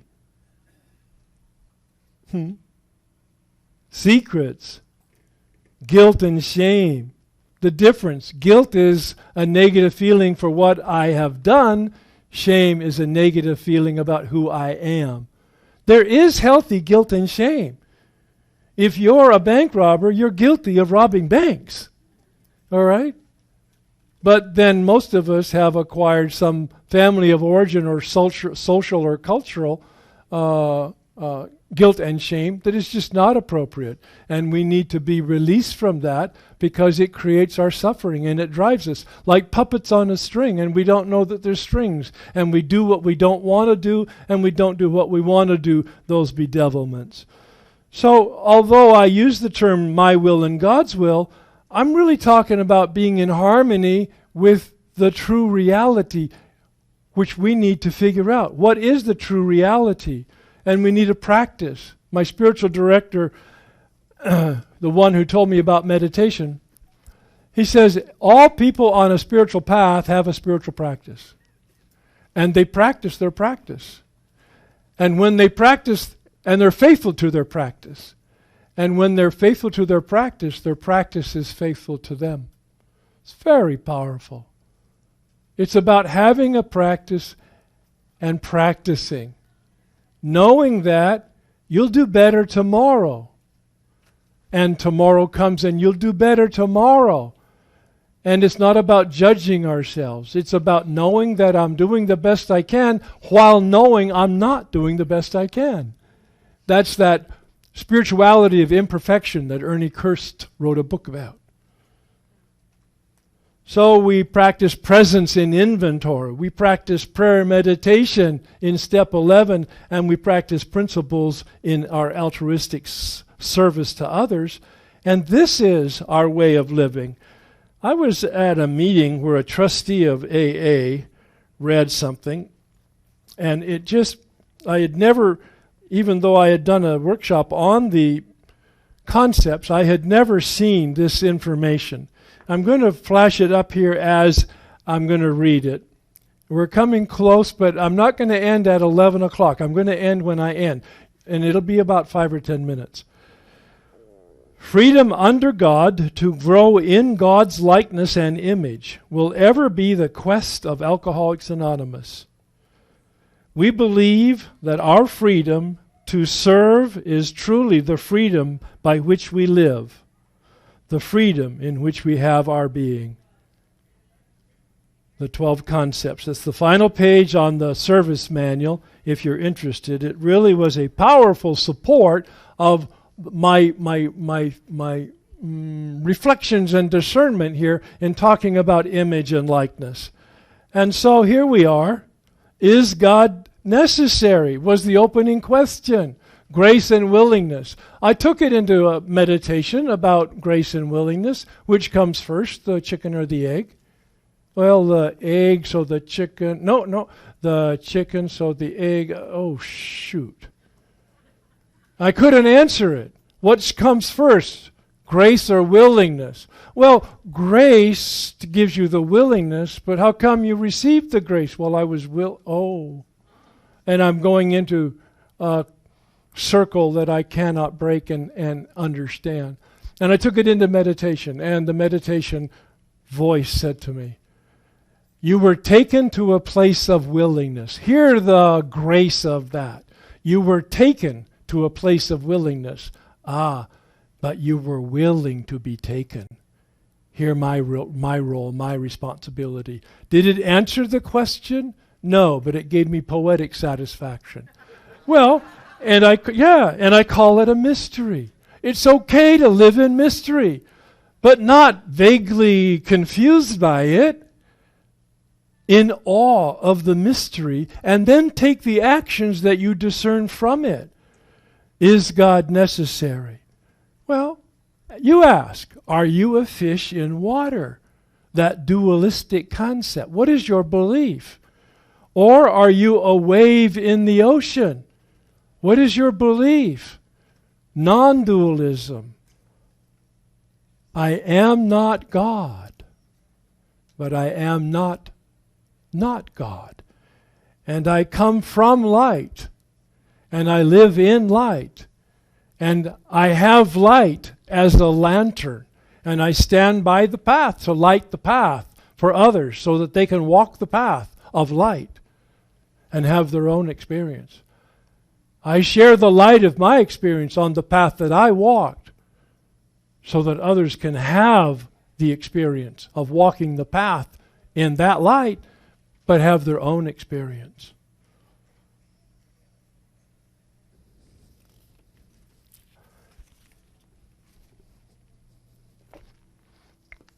One meditation. It's my favorite. It comes from a Chinese literature. It's a Chinese legend.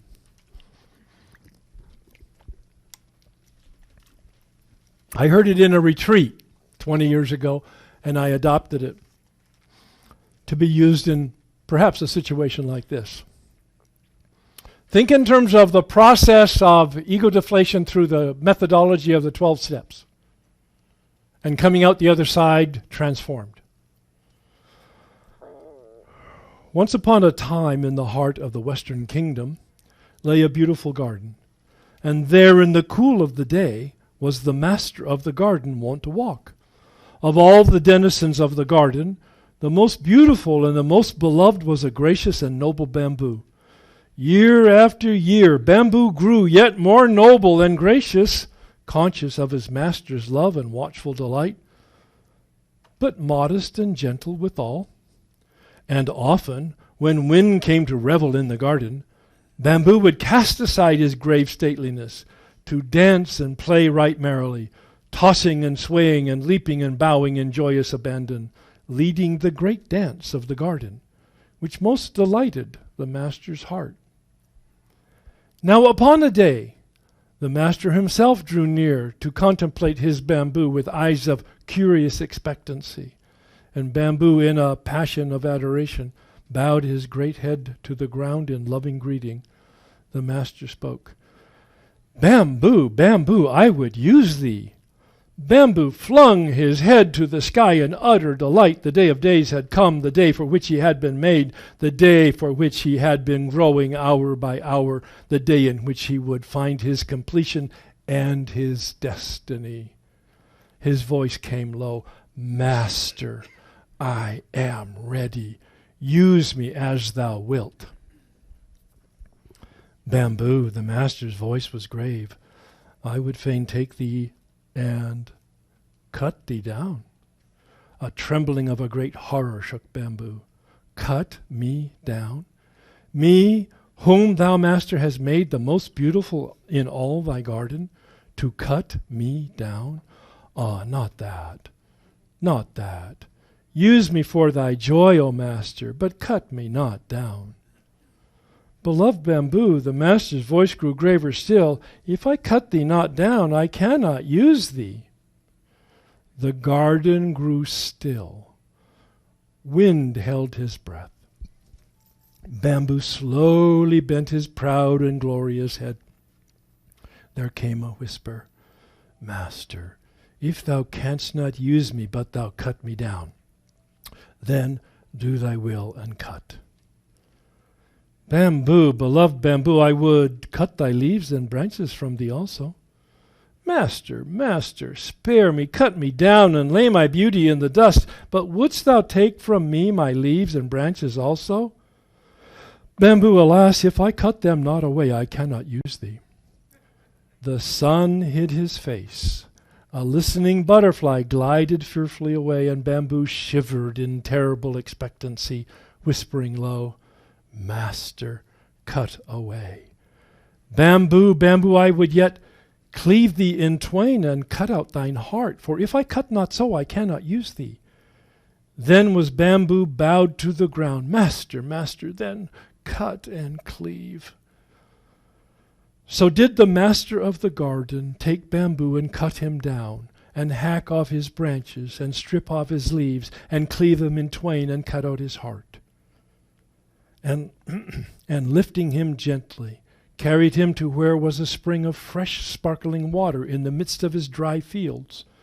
Then putting one end of broken bamboo in the spring, and the other end into the water channel in his field, the master laid down gently his beloved bamboo, and the spring sang welcome, and the clear sparkling waters raced joyously down the channel of bamboo's torn body into the waiting fields.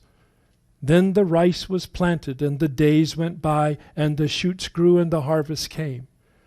In that day was bamboo, once so glorious in his stately beauty, yet more glorious in his brokenness and humility. For in his beauty he was life abundant, but in his brokenness he became a channel of abundant life to his master's world. I would like you to join me in the prayer of transformation, the prayer of St. Francis, who talks about becoming a channel, who talks about the turning from selfishness to other-centeredness, the turning that is a process, the turning that is a promise. Lord, make me a channel of thy peace, that where there is hatred, I may bring love, that where there is wrong, I may bring the spirit of forgiveness, that where there is discord, I may bring harmony, that where there is error, I may bring truth, that where there is doubt, I may bring faith, that where there is despair, I may bring hope, that where there are shadows, I may bring light, that where there is sadness, I may bring joy. Lord, grant that I may seek rather to comfort than to be comforted, to understand than to be understood, to love than to be loved. For it is by self-forgetting that one finds, it is by forgiving that one is forgiven, it is by dying that one awakens to eternal life. Is God necessary? I don't know. But I am necessary. I am necessary to figure out what the truth is, my truth, and then take action based on that truth. I am a channel of light. I am a lantern. And I feel totally in alignment with my purpose and with my meaning. Thank you.